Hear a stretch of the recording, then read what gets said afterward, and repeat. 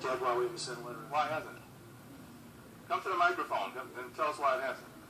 Well, I mean, perhaps I can clarify, and Ted can correct me if I'm wrong. Current policy is, with our third allocation dollars, we cannot spend those dollars on anybody who didn't apply by the deadline or had their first appointment. HUD has only made very rare exceptions in those cases. I will tell you they recently came out and approved a change to the policy where we could go back and use second allocation dollars only in special circumstances for those that were doing military duty or hospitalized during the application process. So, can I stop you for a second? I really don't mean to be rude, but it's almost as if you are trying to decide for HUD that the answer is no. Absolutely if not. If the letter never goes out, how will HUD ever make a decision if it doesn't go out? We just need to send a letter and we need to ask HUD. No. I'd like to know why it hasn't gone out. Young man, would you please come up and tell us why it hasn't gone out? This doesn't make any sense. I've spoken with Ms. Johnson a few times here in between the meetings. We have not sent a letter to HUD because of the guidance we've already received from HUD in terms of what exceptions can be granted. As Laura said, we already know what the answer will likely be, or will be, because of the fact they've already provided written guidance to us in terms of what can be made, how the funds can be used. Can I ask you a question? Don't you think if HUD received 1,000 letters, they might change their rules? If HUD received 1,000 letters, they might see it's a real big problem. Maybe we'll look at our own rule and change it. But if we don't put it on HUD, we are stopping this stuff from happening ourselves. This is the same thing that happened during the Road Home program. I mean, what does it hurt to send a letter to HUD? We can do that.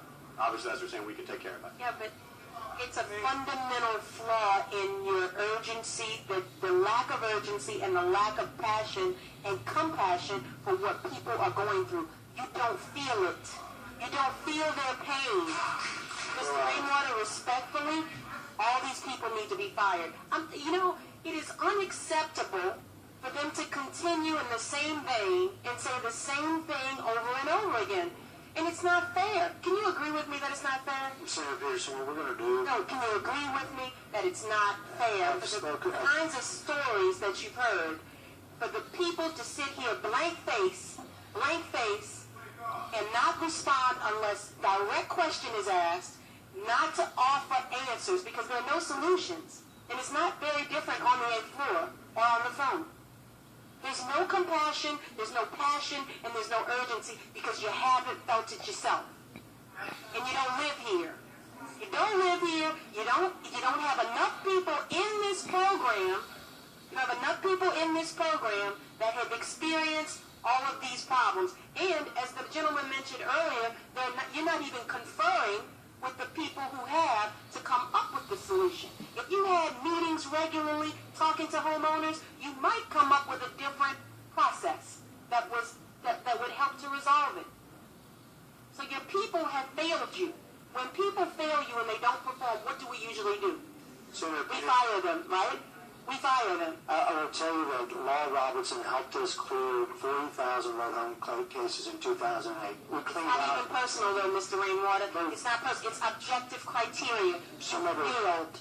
You all have failed. You can go get other jobs, but this job, you don't even have the capacity to rectify the situation because you come here repeatedly saying the same thing. And no one can tell me what they're exactly going to do differently to cause the numbers, to cause these issues to be resolved.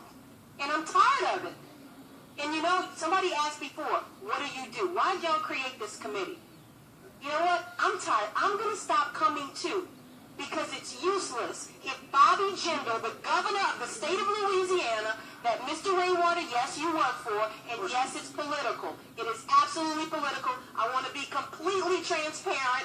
He has failed by not managing and offer the leadership for this program. He has the ability to fire everybody who's not getting the job done, and he's not doing it. Senator Peterson, this program was approved. That's kind of interesting because I went up and actually briefed Secretary Donovan and others about the program.